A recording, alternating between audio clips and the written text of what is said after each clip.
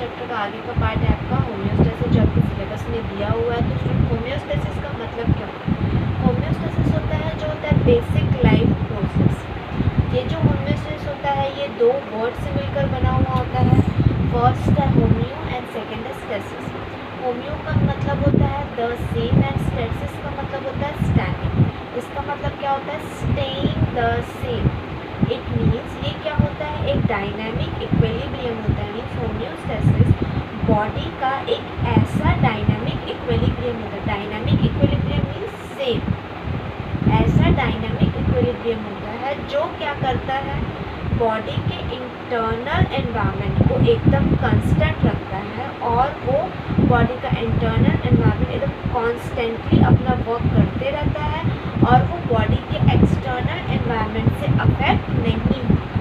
Means एकदम same रहता है। बॉडी का एक्सटर्नल एनवायरनमेंट कुछ भी हो वो उसको एक्सेप्ट ज़रूर करता है, बट उसको एक्सेप्ट करने के बाद वो अपने इंटरनल फंक्शन को वो चेंज नहीं करता। मीन्स बॉडी के अंदर जैसे फूड का मेटाबॉलिज्म होता है, तो अभी बाहर का टेम्परेचर हाई है तो बॉडी उस टेम्परेचर को एक्सेप्ट करेगी, लेकिन फूड का मेटाबॉलिज्म रुकेगा क्या? नहीं रुकेगा। Means internal environment continuous work करता रहता है, वो बाहर के एक्सटर्नल एनवायरनमेंट को एक्सेप्ट करता है, बट उसके कारण अपने इंटरनल एनवायरनमेंट को चेंज नहीं करता। ये होता है होम्योस्टेसिस का डेफिनेशन। इसका एग्जांपल हो सकता है food metabolism and blood flow. यहाँ पे आपको समझ में आ गया स्टूडेंट्स की ये होम्योस्टेसिस का डेफिनेशन क्या होता है। अब नेक्स्ट हम देखते हैं कंट्रोल मैकेनिज्म। कंट्रोल मैकेनिज्म की इससे कौन सा मैकेनिज्म है, ऐसा कौन सा पाथवे है जो इस होम्योस्टेसिस को क्या करता है? कंट्रोल करता है। तो इसमें हम देखते हैं बॉडी के जितने भी ऑर्गन्स होते हैं, all organs connect each other to maintain homeostasis. सारे ऑर्गन्स क्या है? एक दूसरे से कनेक्ट हैं और वो क्या करते हैं? होम्योस्टेसिस को मेंटेन करते हैं। ठीक है स्टूडेंट्स, तो ये जो सारे ऑर्गन्स एक दूसरे से कनेक्ट है और होम्योस्टेसिस को मेंटेन कर रहे हैं, तो ये किसके थ्रू मेंटेन कर रहे हैं? तो ये जो कंट्रोल तो ये जो सारे ऑर्गन्स हैं जो आपस में कनेक्ट है और होम्योस्टेसिस को मेंटेन कर रहे हैं, वो किसके थ्रू कोऑर्डिनेट होते हैं और किसके थ्रू कंट्रोल करते हैं? सारे ऑर्गन जैसे कि हार्ट हो गया, लंग्स हो गए, तो ये सारे क्या है? एक दूसरे से कनेक्ट है और ये कनेक्ट है तो ये एक दूसरे से किसके थ्रू? कौन है ऐसा बॉडी में जो इन सारे ऑर्गन्स के कनेक्शन को कंट्रोल कर रहा है और होम्योस्टेसिस के प्रोसेस को भी कंट्रोल कर रहा है? तो उस सिस्टम को बोला जाता है न्यूरोएंडोक्राइन सिस्टम। न्यूरोएंडोक्राइन सिस्टम जो है वो किससे मिलकर बना हुआ है? वो दो वर्ड से मिलकर बना हुआ है। फर्स्ट है न्यूरो, इसका मतलब होता है न्यूरॉन, एंड सेकेंड है एंडोक्राइन, इसका मतलब होता है ग्लैंड्स। वो ग्लैंड्स जो क्या करते हैं? हार्मोन को रिलीज करते हैं। ठीक है स्टूडेंट्स, तो ये जो न्यूरो एंडोक्राइन सिस्टम है वो कैसे कंट्रोल करता है? तो जैसे फॉर एग्जाम्पल अगर बाहर के एनवायरनमेंट में कुछ चेंज आया है, ठीक है स्टूडेंट्स, तो बॉडी का सिस्टम होता है वो क्या करता है? उसको सेंस करता है और वो मैसेज को वो न्यूरॉन्स के किसके पास भेजता है? ब्रेन के पास भेजता है। फिर ब्रेन क्या करता है? उस पर्टिकुलर जो भी चेंज है उस चेंज को वो सेंस करता है एंड देन उसके अगेंस्ट क्या इफेक्ट शो करना है, फिर वो ग्लैंड्स को वो इंस्ट्रक्शंस देता है कि ये हार्मोन सेंड करो, तो ग्लैंड्स क्या करते हैं? वो हार्मोन सेंड करते हैं एंड देन बॉडी में जो प्रोसेस चल रही है वो उस बाहर के एक्सटर्नल एनवायरनमेंट से क्या करता है? अपने आप को मैच कर लेता है, बट चेंज नहीं होता। ठीक है स्टूडेंट्स, तो ये जो होम्योस्टेसिस को ये जो न्यूरो एंडोक्राइन सिस्टम मेंटेन कर रहा था वो मेंटेन किसके कारण करता है? 3 फैक्टर्स से क्या करता है? वो मेंटेन करता है। फर्स्ट फैक्टर होता है आपका रिसेप्टर। रिसेप्टर क्या होते हैं?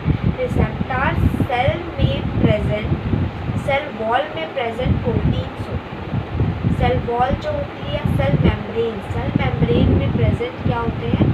प्रोटीन के बने हुए एक स्ट्रक्चर होते हैं जिसका काम क्या होता है? जिसका काम होता है किसी भी चीज़ को सेंस करना। ठीक है स्टूडेंट्स, तो ये क्या करता है? ये फर्स्ट कंपोनेंट होता है जो क्या करता है? सेंस करता है और रिसीव करता है। ठीक है स्टूडेंट्स, सेंस और रिसीव करता है। एक्सटर्नल एनवायरनमेंट में कोई भी चेंजेस हुआ है तो सेल मेम्ब्रेन के रिसेप्टर क्या करेंगे? उसको सेंस करेंगे एंड उसको सिग्नल और स्टिमुलस में चेंज करके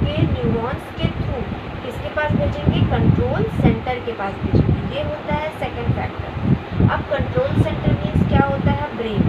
अब ब्रेन क्या करेगा, उस जो भी सिग्नल और स्टिमुलस आया एक्सटर्नल एनवायरनमेंट के चेंज का, उसको एनालाइज करेगा, सेंस करेगा एंड उसके अगेंस्ट क्या इफेक्ट शो करना है वो इफेक्ट अब वो क्या करेगा, वो मैसेज अब वो भेजेगा किसके थ्रू, इफेक्टर्स के थ्रू। इफेक्टर्स होते हैं थर्ड फैक्टर। अब ये इफेक्टर्स क्या करेंगे, वो जो भी ब्रेन जो सिग्नल भेजा होगा कि ये इफेक्ट शो करना है, इफेक्टर वो सिग्नल न्यूरॉन्स के थ्रू लाएंगे।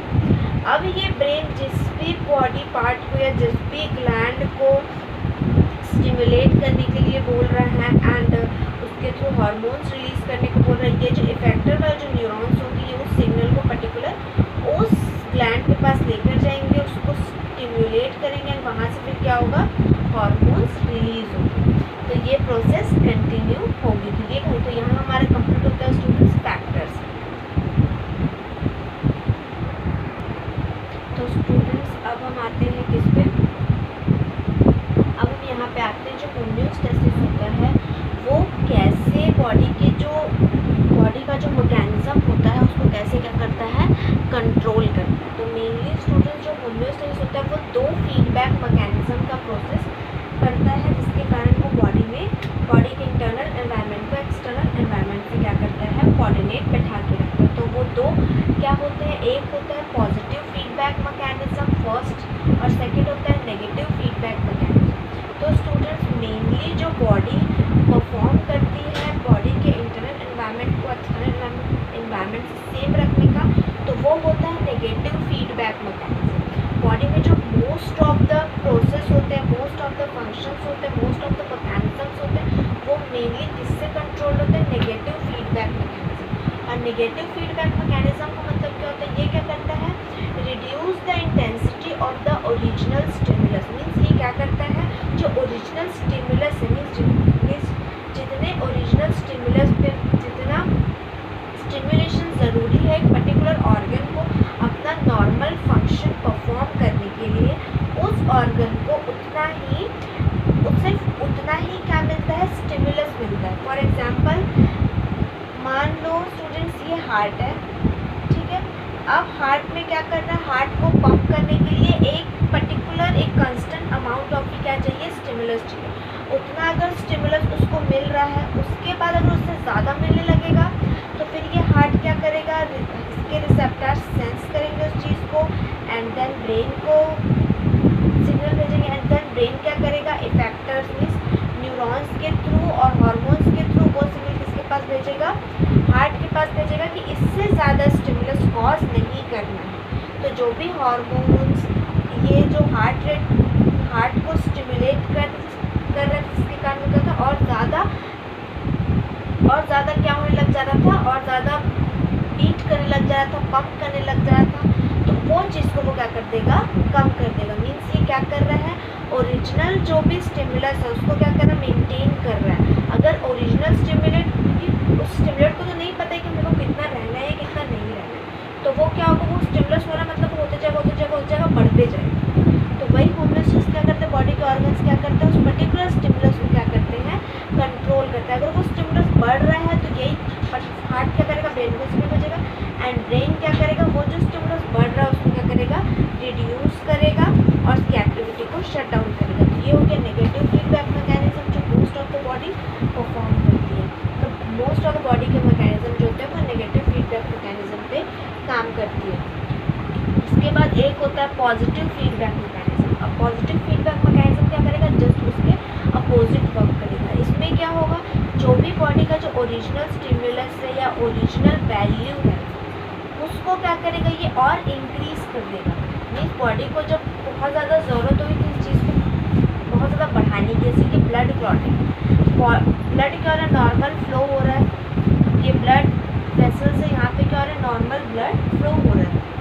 मीन्स यहाँ पे नॉर्मल ब्लड फ्लो हो रहा है। जब नॉर्मल ब्लड फ्लो हो रहा है तो इस नॉर्मल ब्लड में नॉर्मल अमाउंट ऑफ ही क्या है, प्लेटलेट्स है, वो नॉर्मली प्लेटलेट फ्लो हो रहा है। लेकिन जैसे ही यहाँ पे क्या हुआ, रप्चर हुआ, ब्लड वेसल्स रप्चर हुए और जैसे ब्लड वेसल्स रप्चर हुए चोट लग गई तो यहाँ पे क्या होगा, ब्लड फ्लो यहाँ से बहुत ज़्यादा ब्लड लॉस होने लग जाएगा। तो उस टाइम पे क्या होगा, जितने अमाउंट प्लेटलेट्स ब्लड में प्रेजेंट है, अब उसको क्या चाहिए, इससे ज़्यादा चाहिए, तो जितना नॉर्मल फ्लो है उससे ज़्यादा चाहिए, तभी तो प्लेटलेट्स यहाँ पे क्या होंगे, एग्रीगेट होंगे एंड क्लॉट बनाएंगे। उस टाइम यही क्या करेगा, ये जो सेल वॉल है या जो वेसल्स है, यही सिग्नल किसको सेंड करेंगी, ब्रेन को सेंड करेंगे। ब्रेन को सेंड करने के बाद ये क्या बताएंगे कि मुझे और जितना नॉर्मल प्लेटलेट्स है उस नॉर्मल प्लेटलेट्स से और ज़्यादा प्लेटलेट्स चाहिए। तो उस टाइम पे ब्रेन क्या करेगा, फिर वही इफेक्ट शो करेगा, वही इफेक्ट भेजेगा और वही सिग्नल भेजेगा किसके, ब्लड के पास, कि तुम जितना प्लेटलेट्स लेके आ रहे हो उससे और ज़्यादा चाहिए, इस नॉर्मल से और ज़्यादा इंक्रीज कर देगा। तो ये हो गया पॉजिटिव फीडबैक का एग्जाम्पल। सेकेंड एग्जाम्पल होता है चाइल्ड बर्थ का। चाइल्ड बर्थ में कैसा होता है, उसमें जो ओवरीज होती है वो नॉर्मल क्या करती है, कंस्ट्रिक्ट होती है, रिलैक्स होती है।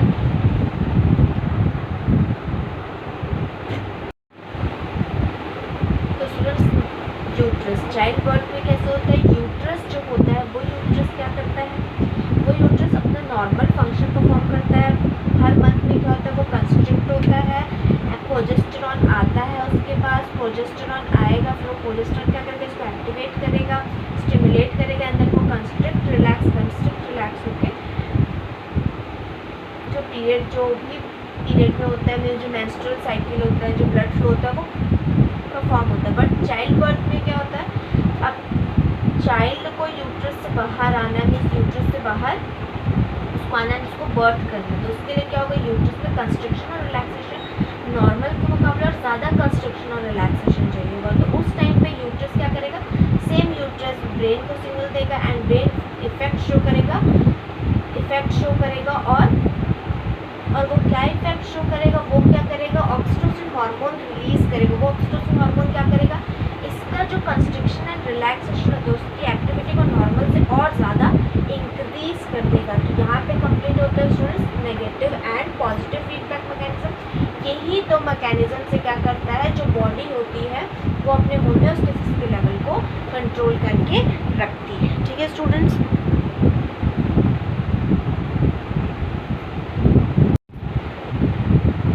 तो स्टूडेंट्स अब हम देखते हैं हमारे यूनिट का नेक्स्ट टॉपिक जो है बेसिक एनाटॉमिकल टर्मिनोलॉजी। इसमें हमको क्या देखना है, एनाटॉमिकल टर्मिनोलॉजी। आपको मैंने पहले ही बताया था कि एनाटॉमी का मतलब क्या होता है, बॉडी का स्ट्रक्चर। तो एचएपी में या साइंस के लैंग्वेज में बॉडी के स्ट्रक्चर में कौन कौन सा टर्मिनोलॉजी यूज़ करते हैं, जैसे बॉडी का जो स्ट्रक्चर है, जैसे हम लोग बोलते हैं सामने का पोर्शन, पीछे का पोर्शन। तो साइंस के पोर्शन में आप ऐसे नहीं बोल सकते कि बॉडी के सामने का पोर्शन। तो बॉडी के सामने के पोर्शन को बोलने के लिए, पीछे के पोर्शन को बोलने के लिए, अलग अलग पार्ट के पोर्शन को बोलने के लिए साइंस में और एचएपी में अलग अलग टर्म्स में अलग अलग वर्ड्स यूज़ किए जाते हैं। इसको क्या बोला जाता है, एनाटॉमिकल टर्मिनोलॉजी।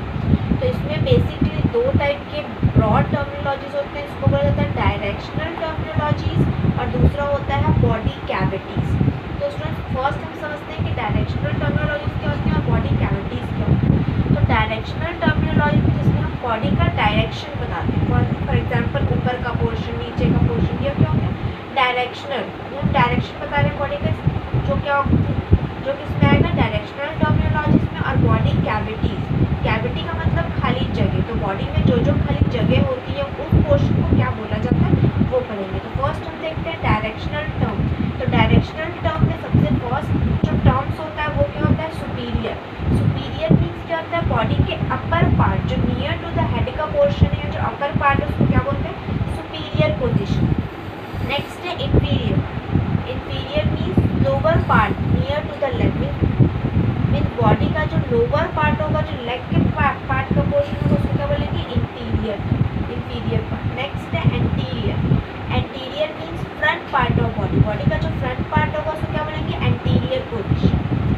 नेक्स्ट है आपका पोस्टीरियर। पोस्टीरियर किसको बोलेंगे, बॉडी का जो बैक साइड ऑफ बॉडी है उसको क्या बोलेंगे, पोस्टीरियर पोजीशन।